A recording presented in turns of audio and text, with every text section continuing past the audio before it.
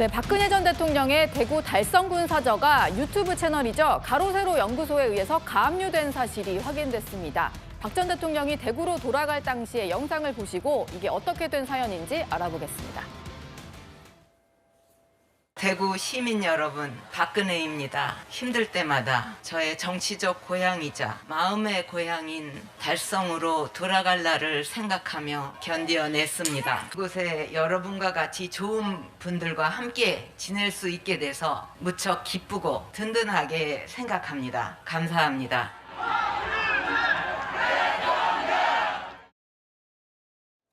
네. 대구 고향으로 사저를 지어서 돌아갈 때 저렇게 엄청난 인파가 몰렸던 장면 기억하실 텐데요.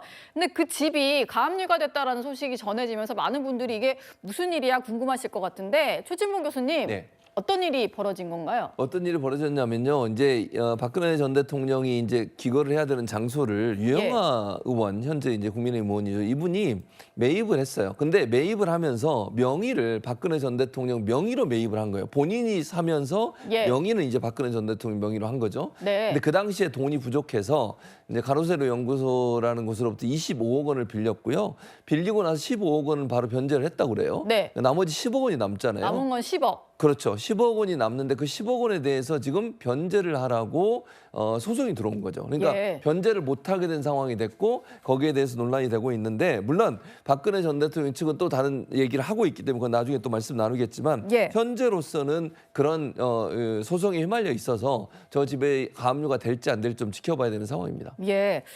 근데 이게 채무자는 유영하 의원이고요. 실제로 거주하고 있는 건 박근혜 전 대통령인데 여기에 대해서 좀 쟁점이 명의신탁이다 뭐 이런 얘기가 있어요. 장유희 대변인께 좀 여쭤보겠습니다. 명의신탁이 쟁점인 건 이게 어떤 이유 때문인가요? 그러니 명의신탁은 실제로는 A 소유인데 B 이름으로 해놨다라는 거거든요. 부동산을요. 그런데 부동산 실명제 법제 하에서는 허용되지 않습니다. 아주 예외적으로 종중이나 부부 간에만 명의신탁이 허용이 되는 거예요. 그래서 이 경우에도 가압류는 웬만하면 임시처분이기 때문에 인용률이 상당히 높은데 채무자는 유영하 의원인데 이 채무자의 자산이 아닌 제3자인 박근혜 전 대통령의 명의로 된 부동산에 가압류가 되려면 이 연결고리를 정확히 설명해야 되는데 현행법이 허용하고 있지 않은 범위에 있기 때문에 가압류가 인용될지 여부도 상당히 좀 관건이라고 하겠습니다. 그리고 오늘 박근혜 전 대통령 측 변호인이 입장을 냈는데요. 이게 가로세로 연구소 측과 과거에 발행했던 책을 가지고도 인쇄 문제도 얽혀 있는 것 같아요. 판매 매출이 있었고 인쇄에 소요된 비용이 있고 인쇄 수익이 있는데 일부를 주기로 해놓고 주지 않았다 뭐 이런 주장인 것 같은데요. 이건 이현종 위원께 좀 여쭤보겠습니다. 뭔가 채무 관계가 있는 것 같긴 한데 인쇄로 조금 충당할 수 있는 부분도 있었던 것 같고 복잡하네요. 어떤 얘기인가요? 사실 이게 참 출발부터 좀 잘못됐던 것인데 박근혜 전 대통령이 그때 추징금하고 뭐 이런 걸 다 납부하면서 내곡동에 있는 집을 이제 압류를 당했지 않습니까? 그러니까 거주할 수 있는 집이 없다 보니까 그래서 이제 그때 이제 동생 박지만 씨가 뭔가 이제 도움을 주려고 했는데 그 도움을 거절했고 그러다 보니까 이제 돈이 필요하니까 이제 가로세로 연구소에 이제 김세희 씨와 강용석 씨 이분들이 이제 계속 이제 박근혜 대통령 뭐 방송하면서 이걸 했잖아요. 그러면서 이제 당시에 구치소에 어떤 편지를 갖다가 엮어서 책으로 가로세로 연구소가 책을 냈습니다. 그걸 지지자들이 많이 샀어요. 그래서 그 돈이 이제 있는 것이고 이제 아마 박근혜 전 대통령 층에서는 그 수입이 많으니까 그 돈으로 이제 빌린 돈을 뭔가 좀 교대를 했다. 이렇게 하겠다. 아마 이제 좀 생각을 하는 것 같아요. 근데 이제 최근에 이 가로세로 연구소 이 김세희 씨가 상황이 좋지 않습니다. 그러니까 지금 뭐 구독자도 많이 떨어지고 있고 또 거기 뭐 여러 가지 문제가 생겨서 지금 뭐 이 계정도 지금 뭐 딴 데로 넘어가고 하여튼 뭐 상황이 안 좋아요. 그리고 본인이 이게 옛날에 이제 본인이 가지고 있던 땅을 이제 매각하면서 했던 돈으로 이제 지원해 줬다는 거 아니겠습니까? 이제 그런 상황이 되다 보니까 이제 계속적으로 요구를 했던 모양이에요. 10억 원을 달라라고 요구를 했는데 문제는 뭐 박근혜 전 대통령 지금 돈이 하나도 없으시잖아요. 그러니까 이제 이게 지금 소송으로 지금 비화가 되는 겁니다. 그러니까 박 전 대통령 측에서는 이미 그때의 이 책 인쇄 관련해서 이게 지금 있는데 이거를 지금 또 문제가 있는 거 아닌가 이런 자료를 지금 요청하고 있는 상황인데 글쎄 이게 참 이런 문제가 이게 불거진 것 자체가 참 안타깝습니다.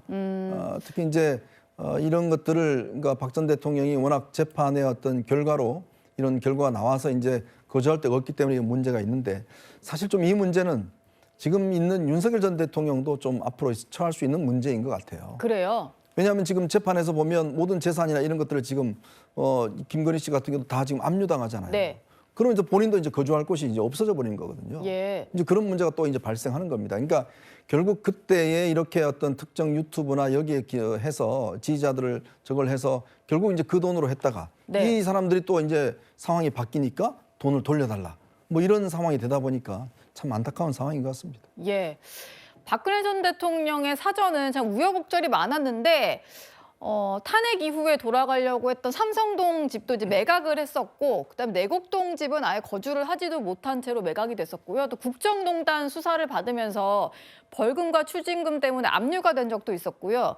달성군 사저 역시 지금 4년 만에 퇴거 위기에 좀 놓인 상황입니다. 강전혜 대변인께 좀 여쭤볼게요. 만약에 이게 가압류가 인용이 되고 뭐 나가야 되는 상황이 되면 어떻게 되는 걸까요? 근데 가압류만으로 나가야 되는 것은 아닙니다. 예. 가압류는 등기부에 어떠한 돈을 가진 채권자가 있다라는 주장이 있을 때 그 등기부에 나오는 것이고요. 실제로는 본안 소송을 해야 되는 것이죠. 그래서 지금 박근혜 전 대통령 측에서 인세로 이미 일부가 좀 충당이 된 것이 아니냐라고 이야기한 것은 앞으로 민사소송 안에서 싸우게 될 내용이라고 보입니다. 결국에는 그 소송이 마무리가 되었을 때 가압류를 본압류로 전환을 하면서 그때 집에서 퇴거를 해야 될 상황이 일어날 수 있는 거거든요. 예. 근데 이거는 뭐 짧게는 한 1년, 2년 정도가 걸릴 수가 있고, 그리고 만약에 소송이 조금 더 길어질 수도 있는 상황에서 박근혜 전 대통령이 책으로 만약에 인세를 준 것이 맞다라고 해도 네. 3억 정도가 남아있다면 또 그것만으로도 실상 이 집은 경매로 넘어갈 수도 있는 거거든요.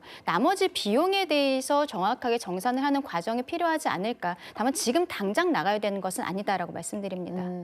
소송이 좀 어떻게 진행될지 한번 지켜봐야 되겠네요. 오늘의 5위로 만나봤습니다.